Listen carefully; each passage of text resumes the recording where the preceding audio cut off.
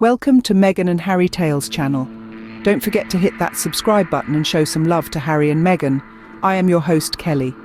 Today we delve into a significant chapter in the ongoing saga between Prince Harry and his father, King Charles. A chapter that has left many of us questioning the dynamics of this royal relationship. Just last month, a turning point was reached when a statement from Prince Harry's spokesperson hit the airwaves. The statement announced that King Charles was too preoccupied to meet with his son. A simple statement, yet one that sent shockwaves through the royal corridors. This statement was not just a turning point in itself, it was the result of a series of unfortunate events.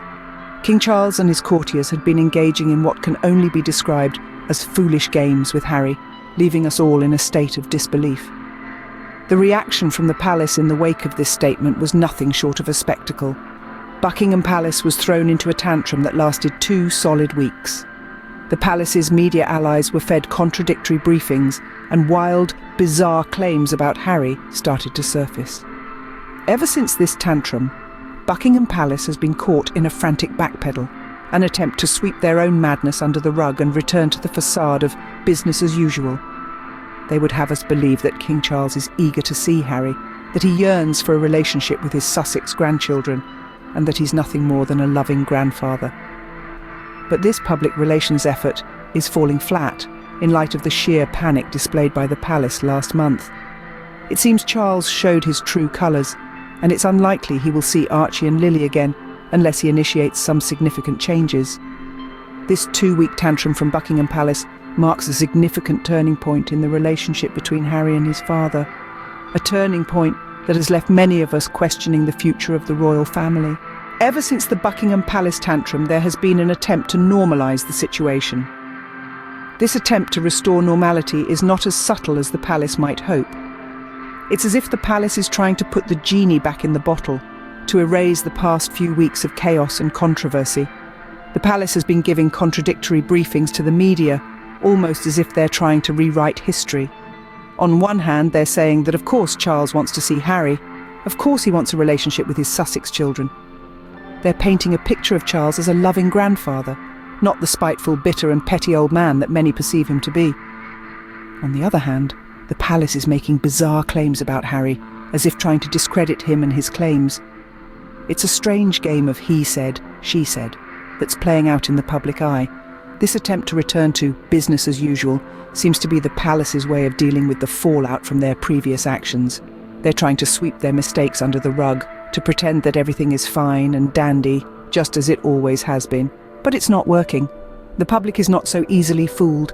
People can see through the palace's attempts to manipulate the narrative, to paint a rosy picture of a happy royal family. The reality is far from this idyllic image.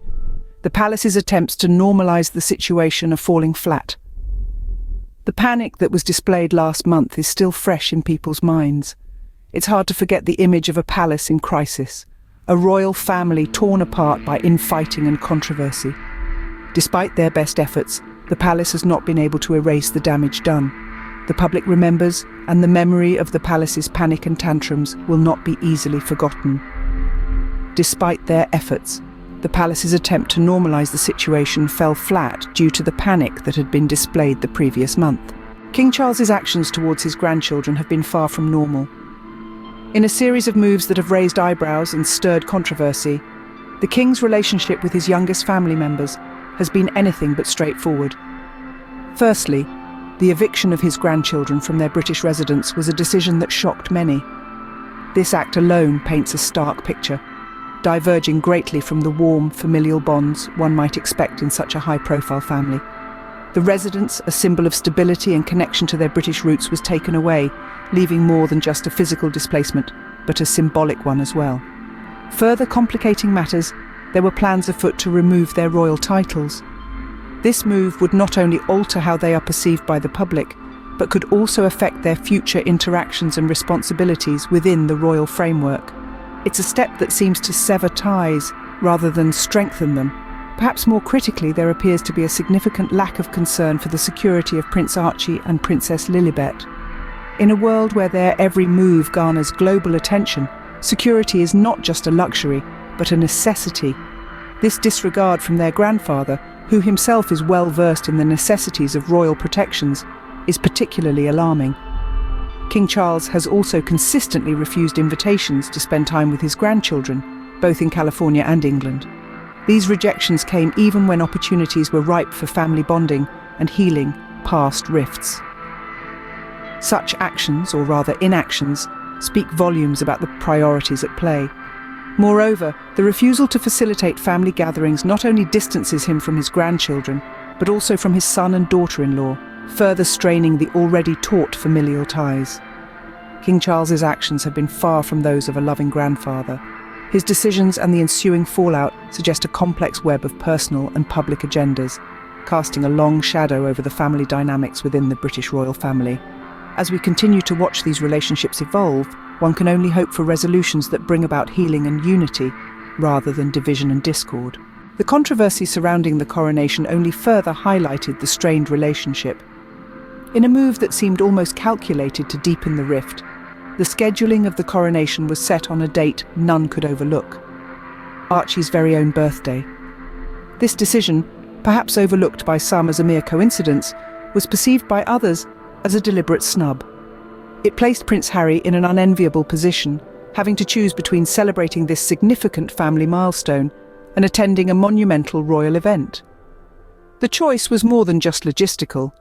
It was symbolic, reflecting the ongoing tensions and the complicated dynamics within the royal family. This scenario painted a vivid picture of a grandfather seemingly indifferent to the personal significance of the day for his grandson. Further complicating matters was King Charles's decision regarding the attendance of the youngest members of the family. In a move that baffled many, Charles opted not to extend an invitation to his grandchildren, Archie and Lilibet, to join the family in England for the coronation.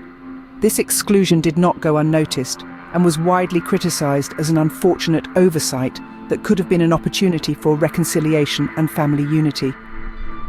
Critics and royal watchers alike questioned the message this decision sent, suggesting it might reflect a deeper disconnection between Charles and his family members who now reside overseas.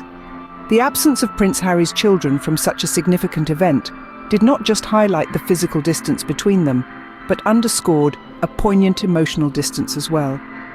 This series of decisions surrounding the coronation not only cast a shadow on what could have been a celebratory and unifying event, but also seemed to confirm the ongoing narrative of a family at odds, struggling to bridge the gaps widened by past grievances and misunderstandings. The coronation controversy was a clear indication of the strained relationship between Harry and his father. It's clear that if Charles wishes to see Archie and Lily again, he must make significant changes. The time has come for a change of heart, a change of attitude, and a change of actions. King Charles must realise that his decisions and actions have consequences, and these consequences are now affecting his relationship with his grandchildren. It's time for a royal about-face. It's not about the grandeur of the palace or the weight of the crown, but about the simple, universal bonds of family. At the end of the day, these are grandchildren yearning for their grandfather's affection, understanding, and acceptance. Charles must stop playing the Game of Thrones and start playing the game of family. He must put aside his royal obligations, his prejudices, and his preconceived notions, and start seeing Harry, Meghan, Archie, and Lily for who they truly are, his family. He needs to extend an olive branch, not just in words, but in actions. It's not enough to say he wants a relationship with his grandchildren. He needs to show it. He needs to reach out, to make an effort, to show kindness and understanding. He needs to make them feel welcomed, loved, and cherished. He needs to understand that family is not about royal titles or the colour of one's skin, but about love, respect, and acceptance. He needs to embrace diversity, not shun it. He needs to celebrate his grandchildren's unique identities, not fear them. And most importantly, he needs to start treating Harry and Meghan with the respect and dignity they deserve. They are not just his son and daughter-in-law. They are parents trying to protect their children from the very harm Charles has inflicted.